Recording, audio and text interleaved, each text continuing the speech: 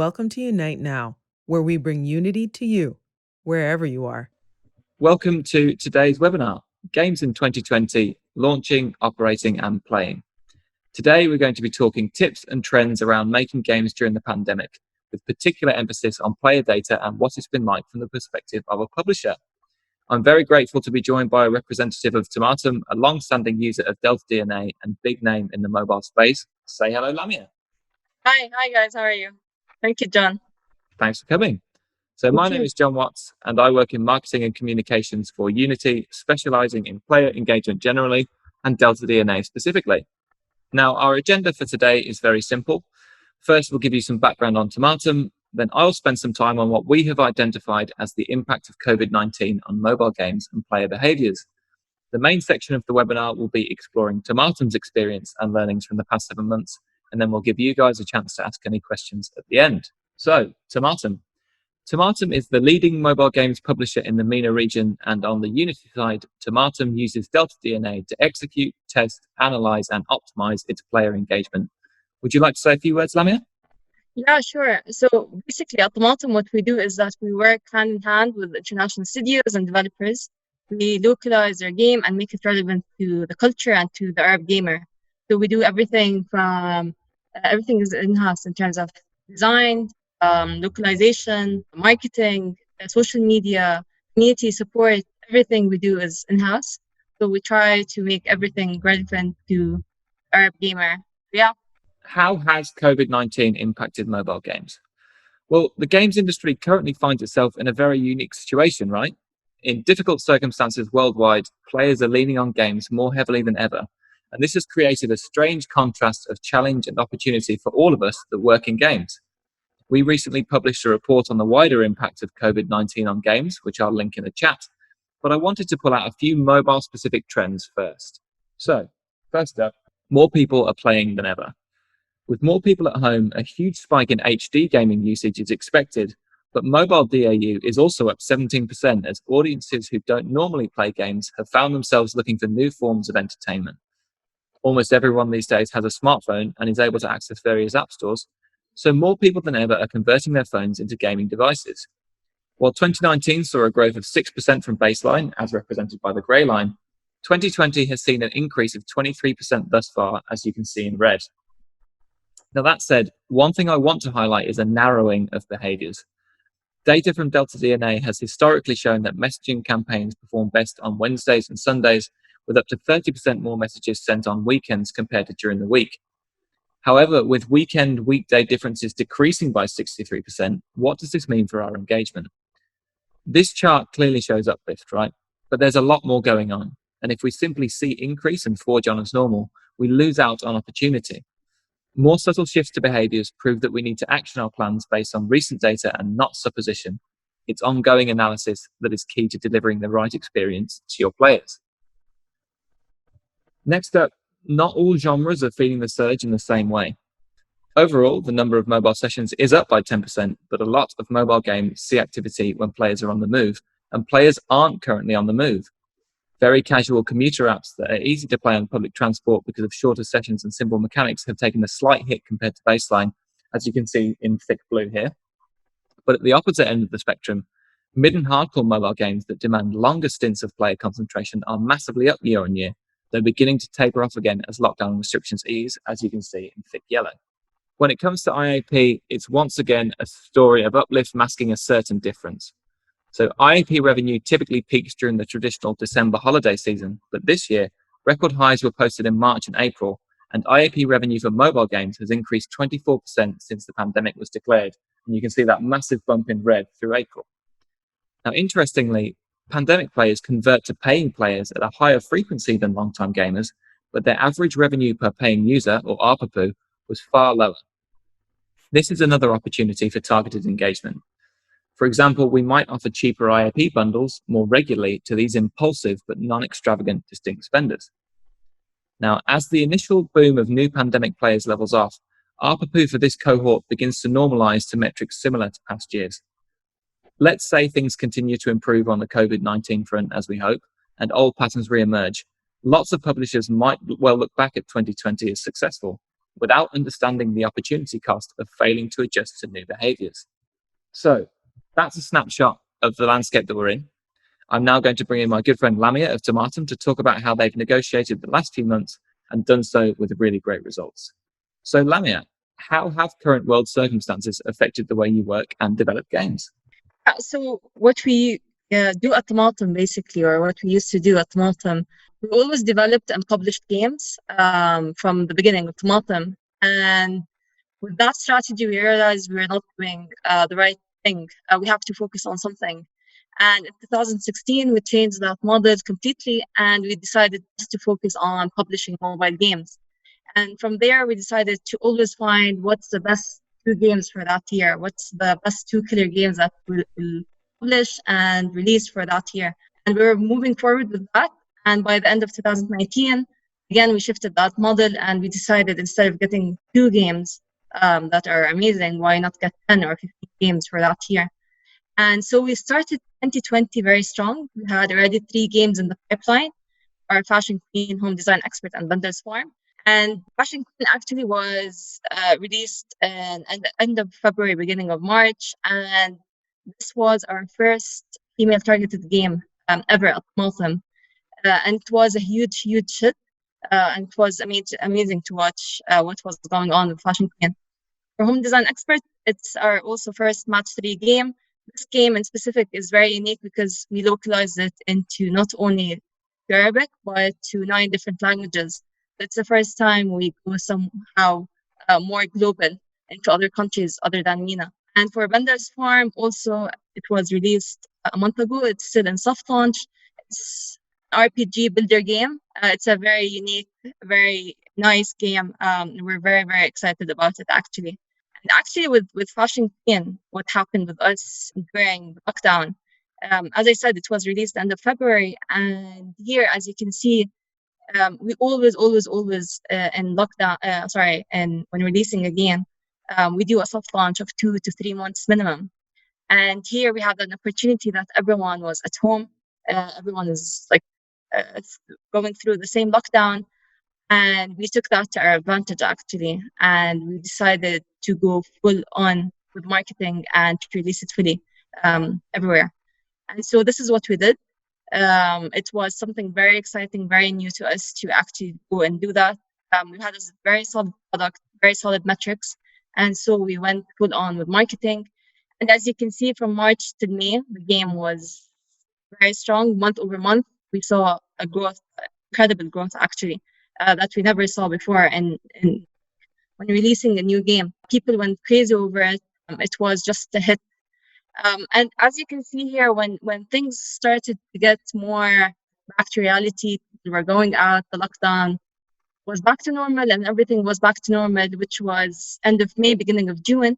We saw less growth than what we saw the last 3 months, but it was still, the game is still growing, the game is still very strong. We were expecting this. We were expecting people to start paying less activity. But with that said, still, the game is still performing really, really well. And so obviously live ops is a massive part of player engagement and running games. Which teams are responsible for live ops and messaging, and has collaboration been more difficult recently? Actually, collaboration has been perfect, like more perfect than ever. With live ops, everyone at Tamatem is included. You have the marketing department, you have the support and community, you have products, you have design. Everyone is like working hand in hand to achieve that.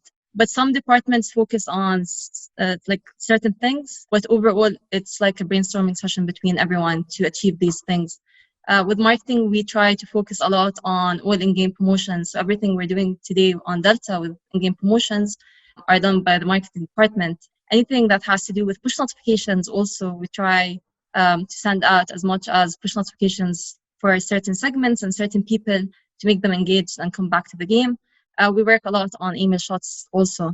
Actually, this screenshot is an example of one of the promotions we have, and how like certain things or tournaments or events that happen in Saudi or in the GCC or anywhere in the Levant region, we try to take it and make a promotion out of it. With the support and community, we have actually one of the best support and communities worldwide. It's 24/7. This team is very dedicated. They always make sure the user, we answer their questions like If any user has any problem, there's an issue with anything, anyone has any feedback, if there's a question, within 30 minutes, we will answer these users and make sure these users are satisfied and happy and everything is fine. And what they work actually on, which is also very interesting, is whale management. So whales today are users who spend a lot in your game. And they take care a lot of our whales, make sure they're always happy, make sure they always know what features are coming up, what's next in our game. And so they take care of that front. Products department, they oversee everything, what's going on, but they focus a lot on the tournaments and events that are going throughout the months, let's say. So before each month, they make sure that we're prepared for all events that will take place for that month, and we plan ahead with everything. Cool. So obviously certain things are starting to re-emerge and old patterns. Have you made any changes that you will maintain when things actually return to normal? Yeah, so basically, like we said, now somehow everything's going back to normal. So people are going back to their usual lives. So you see less activity, less people spending in your game, less people are, so less active users, less session, which is fine. For us, as Tamatem, we're still working from home. Some of us are back to work. It's now more of an optional for us if you want to work home or you want to work from anywhere, basically, or you want to work from the office, which is amazing. Actually, we never had this option if you want to work from home or want to work from the office. So like everyone had to work at the office. And what was like something amazing, the communication that happened between teams and the communication that happened between departments. We always had excellent communication at Tamatem, but this during lockdown, it was proved how communication was amazing between team members and between departments. And of course, something that was maintained are company activities. So at Tamatem, we do a lot of company activities, and we wanted to maintain that. Although it was like there was a lockdown and we can't move, we can't get out of our houses, everything is very strict here. But like we wanted that to happen. And actually, one of our product managers who holds our game, our multi-platform game, VIP Jalsat, decided to have a tournament for us every Tuesday where we can hold and play games online using our game, basically, VIP Jalsat. So it seems like communication and collaboration is really crucial here. So have there been any tools that have been very useful to you as an organization in the past 7 months? Yeah, a lot of tools, actually. So in terms of communication, Zoom, we never used Zoom. So anyone who used Zoom was most probably in the business development department, and anyone who wanted to communicate with like publishers or developers. But as something internally, we never used Zoom. So it was something new for us. It took us maybe a day or two maximum to get used to it. It was an amazing thing, actually, using Zoom. And we actually hired around 12 to 15 people on Zoom the last 4 or 5 months, which was amazing to watch. Slack has been great for us in terms of how we're communicating, like everyone, in terms of announcements, if anyone has something to say, in terms of communicating between work. Anything that's social, as I said, our game VIP Jalsat, we played a lot on Jalsat. Kahoot, we hold, so our scrum is on Sundays because our weekends is Friday and Saturday, so we have a scrum every Sunday, and we play Kahoot. We used to play it back at the office, and with the lockdown, we still played Kahoot. Every single time we'd have like a different topic, different questions. And what was interesting, like during the lockdown, we wanted to learn more about each other. So most of the Kahoot games were like about people you work with every single day. In terms of like work and everything, Tableau, of course, everything we hold today is on Tableau. And something we discovered recently is Miro, which is something amazing. So with Tamatem, we always hold brainstorming sessions, and we always need like a whiteboard and have sticky notes and write stuff. So Miro was a lifesaver for us in terms of when we hold retro sessions or when we hold any brainstorming sessions. So everyone can be part of that, basically. Mm-hmm. And do you have any advice for other studios or developers that are maybe struggling to succeed in 2020? Yes, of course. If you're struggling, I think these points for me are the best. Always make sure like your product is healthy. If you don't have a healthy product, something like you need to fix that. Make sure your metrics are healthy. And once you make sure your product and metrics are healthy, go full force with marketing. Also do your research in terms of the genre of your game, who you're targeting, what channels you want to use, what creatives you want to use, your competitors, what are they doing, everything in terms of research. Do your research and know what you're doing, and play your game, most importantly. So overall user persona of your game. Also, never treat any app the same. And the reason behind that is which is something we learned actually a year ago, is that we have at Tamatem, we have 2 card games, and we always treated them the same, like in terms of how to segment users, how to target users, how to talk to users, and everything. And then we realized that these 2 games, although they're the same genre, but we're not targeting the same people, and we should separate these 2 and treat them differently, which is something very, very important, not to treat any game the same. And most importantly, don't never treat your users the same in the same app. So you have users who come to the game just for the social aspect. You have users who come to your game because they want to play and they're very competitive. So know how to target these users and know what to give them in terms of what to tell them with your push notifications and your banners and your promotions and everything else. Something very important to me is to maintain a strong communication between all departments. Again, it's very, very, very crucial to have a strong communication between all departments.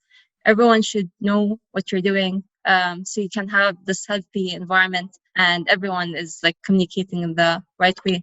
My favorite part is testing. We always love to test. In terms of A/B testing, we test everything, literally from in-game promotions, push notifications, email shots, creatives, targeting, channels that we're using, more features inside the game. So in terms of testing, test.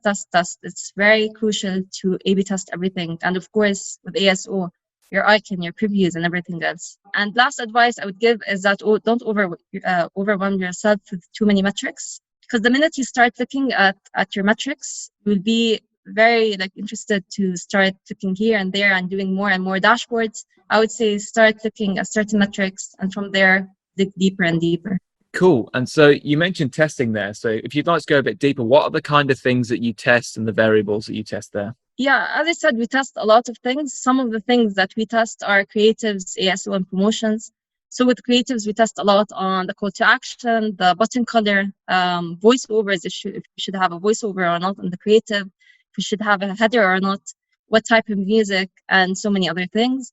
ASO, it's the same thing with the icon, the previews, the store video, description, keywords, like have a overall with ASO, how to A/B test on all of these things. Promotions is the same with in-game promotions, who to target, what's the value of the promotion, what's the color of the promotion, if you want to have a certain theme, also the decision point where the user should see that promotion, and so many other things, basically. Mm-hmm. And you've got for here like a little example for us. Could you explain to the non-Arabic speakers the difference between these 2 promotions? Yeah, of course. So these 2 promotions are the same. The only thing that's different, it's what the offer is giving you. So both of them are a limited time offer. Both of them are giving you the same value. Both of them have the same price, basically. One is offering chips only, and one is offering VIP and chips. And here you can see what users prefer. And so this is like some part of the A/B testing that we do. Mm-hmm. So it just goes to show the level of detail that you go to, I suppose. Yeah, exactly. Onto player behaviors. Obviously, I talked a little bit earlier about how we've noticed widespread player behaviors, but what have you noticed in lockdown and how have things changed? Yeah, of course. So during lockdown, users were playing much more. Activity increased a lot. The number of sessions increased. The amount of paying users, like the pay rate, increased a lot. Revenue increased. Everything was actually beautiful. Like we had excellent metrics. And this was expected. And even with the social aspect, so most of our games focus a lot on the social aspect, on like talking to other users, inviting friends, talking to friends. So this was also something amazing to watch, how many people share stuff on social media, how people are engaging with their game, and so on. And this graph actually is very interesting, actually. We have our game, VIP Balut. It's a very, very popular card game in the region. And this game was launched by end of 2016. And as you can see, it's been doing great ever since. But during the lockdown, it had like this huge jump that we never saw before. And you have here a drop after, like, let's say after May. And this was in June. But what's interesting also, even though there's a drop, because the lockdown is not there anymore, the decrease that happened is much better than anything we ever experienced before. So this also is telling us like this is amazing. So that's why we focus a lot on these users that we got through the lockdown to retain them and keep them inside the game. Mm-hmm. And so, as I said earlier, like the way we react to player behaviors is so important. So how do you analyze and respond to the behaviors that you see? Yeah, so you have to treat your each game differently, like we said, to treat the users differently. It's very, very crucial to differentiate between your games, your apps, how you're treating your users, how you're treating your games, how in terms of simplest thing, how to target people, what creatives to give them, what channels to use, and also like on social media, everything that has to do today with your game. It's not the same with other games basically. What we do a lot is that we gift users. We always make sure to gift users. And also it depends on the behaviors of our users. We gift people certain amounts of chips, let's say, or gems or whatever currency that we have that other users we're not gifting them. So it depends on the user behavior again. And as I said earlier, with the lockdown, we are focusing a lot on retargeting now. We always focused on retargeting, but because the past 3-4 months, we got a lot of users. So we really care about retaining these users and keeping them inside the game. What we do a lot of personalized offers to make you like have an offer, especially for Jon or for Lamia, and to make it more personal for the users. Also, we work a lot on push notifications. We work a lot with email shots, and of course, we retarget through performance marketing and through influencer campaigns. Mm. And so you've given us a couple of example push notifications. Yeah. Again, could you explain the kind of things you will use push notification for? Yeah, of course. So our content writer at Tamatem is just brilliant. He's so funny and he's very creative. So he always gives us like the best content, whether we're doing creatives or push notifications, anything that has to do with content today. And these are types of push notifications for retargeting, where if we're telling you about a tournament to come and check it out, or we're telling you that if you don't have chips, it's fine. Like our new feature now, you can play without chips, or anything that has to do with Corona. Like now is Corona's gone. So like funny things that make the people want to come back because of these push notifications. Yeah, just like compelling short messages to get people back. And similarly, Exactly. you use email shots. So what kind of things, what's this offer, for example? This offer, actually, we did a new feature. So now this feature is telling you can enter and play with your friends without paying anything. It's for free, no need for chips. And we're gifting you 2,000 chips for free. So it's like, come claim your reward now and like come back to the game. Mm-hmm. Cool. And so what is a typical work cycle when you're setting up a new engagement campaign? So with engagement campaigns, it's very interesting for us. We put a lot of effort and a lot of time with engagement campaigns. So when working with in-game promotions or working with push notifications or anything that has to do with campaigns today, we put a lot of effort into it. Why we do that is that because we focus a lot on monetization and retention with these campaigns. So the process of how we do it is that we always ask ourselves why we want to do that. Is it for the purpose of retention or the purpose of increasing monetization? Why are we doing that? And then we do like a brainstorming session. Anyone can attend it. Usually the data team organizes all of that. And if anyone has any opinion with the product team, design team, anyone can pitch in with ideas. And then we decide on the design. The design team goes and like work on it. We plan on the segmentation who we want to target. And then we decide where we want this campaign to be on one decision point when the user opens the game or when the user loses a game or wins a game or opens a store. It depends on where we want it. And then, of course, we test it to make sure everything is fine. We go live with the campaign, and then we analyze the campaign. Was it a success? Was it like it needed something? Was it a failure? And then we optimize on these campaigns, basically. Mm-hmm. Yeah. So like how many different campaigns are you running at a time? Does that depend on the game? Yeah, actually a lot of campaigns. It does depend on the game, but we do a lot of campaigns. Actually, we have at Tamatem someone dedicated for only doing campaigns for deltaDNA. And we really focus on delivering as much campaigns as possible, again, for the purpose of retention or monetization or engagement or anything that's happening. So for us, running a lot of campaign is very crucial. Mm-hmm. And have you found that any particular type of player or a segment is most responsive to messaging? Actually, no, like it depends again with what you're targeting, how you're targeting users. And again, you have to understand the segment you're targeting. So like all segments respond to you, everyone is engaged with what you're offering them. So you have to know to offer them something different, something new, and not keep repeating yourself basically. Mm-hmm.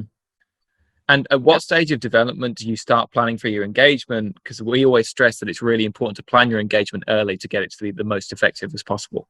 Yeah, exactly. Again, this is also something we learned recently, is that we have to plan early. We used to leave everything that last minute. It was very hectic, a lot of work. And now everything is planned ahead of time, a month earlier, just to make sure everything is planned, everything is there. And the reason behind that is that to have everything planned, and if you face any day that you have lower engagement or lower revenue, here you can plan instantly on what you want to do today and not plan everything at once. So for me, planning for engagement early is key. And so what have been your key conclusions and takeaways for the year? Actually, a lot of takeaways. 2020 has been insane. So for us, like we realized, we always knew that, but 2020 was like proved it big time.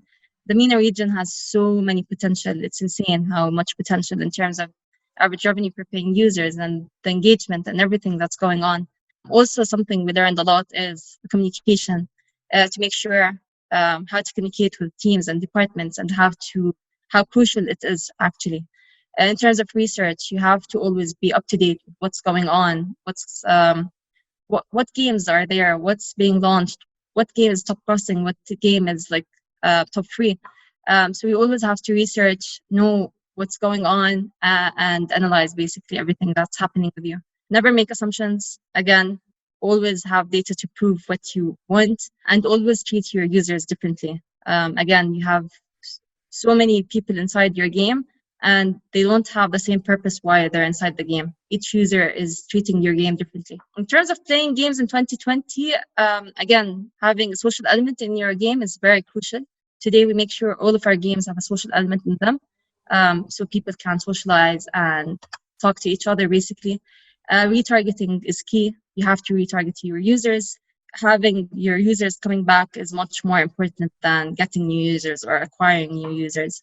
Also, all channels are important. Everything today you're working with is important. So whether you're doing push notifications, in-game promotions, regular anything, banner, announcement, campaign, everything is important. So you have to test here and there.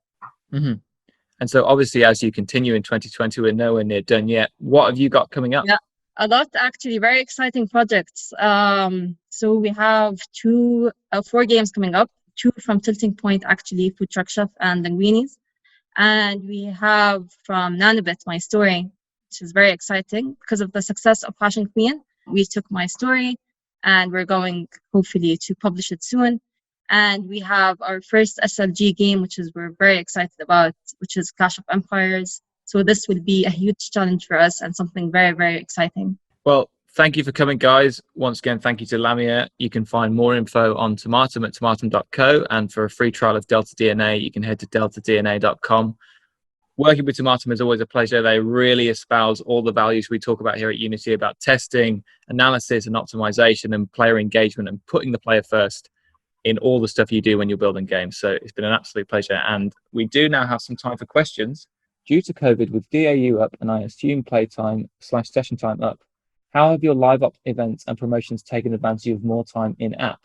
Were they the same live ops you were doing pre-COVID, or were there new live ops ideas that took advantage of more in-app time? That's from Steve Fowler. Yeah, it's a great question, actually. No, actually, we did something different where we focused a lot on staying at home, and we focused a lot about being safe and staying at home. And it's like you no need to go play cards with your friends, like play cards online with your friends. So most of our messages in terms of how we're talking to users, retargeting users, and everything that had to do with our campaigns, whether with influencer campaigns or performance campaigns, anything, it was focused a lot on what's going on with the lockdown and staying safe and staying home. So we took advantage of that actually and implemented it on all of our creatives, everything we're doing with that purpose. Very cool. Thanks once again for coming, guys. We will make the session available on demand. That will be coming out in the coming days. And you should check out all the other Unite Now sessions. We have plenty of sort of interactive stuff, more fireside chats, things on how to use Unity, general best practices. There's a lot of good content. So keep your eyes open. Okay, I think we'll call it there. So thank you, everyone. It's been a pleasure. Thank you, Lamia, for coming along. Thank you, John. See you guys. Thank you.